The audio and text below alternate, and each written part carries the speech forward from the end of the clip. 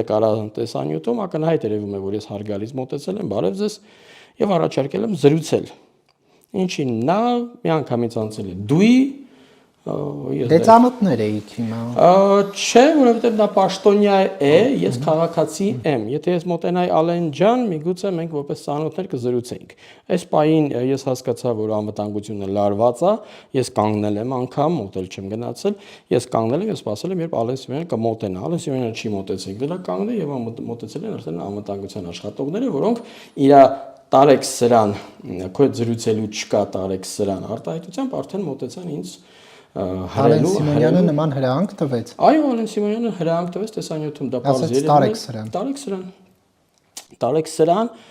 ինչին ես պատասխանեցի, ասի վախենում ես, ինքը ասեց հա գիշերները չեմ քնում։ Այդ մի ֆրազան չի լսվում, կոնտեքստից կտրված է դառնում, չի լսվում տեսանյութում, ինքը ասեց հա գիշերները չեմ քնում։ Ինչին ես պատասխանում, դու պիտի չքնես գիշերները, քնելուց էլ քնելու ես բանտերում։ Այս վրթոված մի կողմից վրթովածը մյուս կողմից բրթում է անվտանգությունը, ես այդ բառակապակցությունների մեջ մտնում եմ մեր խոսակցական արա։ Ուղղորդված արա չի, դա ցանկացած նորմալ տղամարդ կփաստի, որ բանտերում ես քնելու արա։ Էսա։ Չէ, բայց սա արդեն դուք ասում եք, որ ձեր բանը ընկերականի մակարդակի չէ,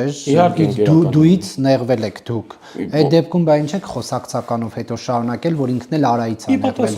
Ի պատասխան դուի ես շարունակել եմ դույով։ Ի պատասխան տարեք ստեից ես պատասխանել եմ ավելի կոպիտ քնելու ես բանտերում։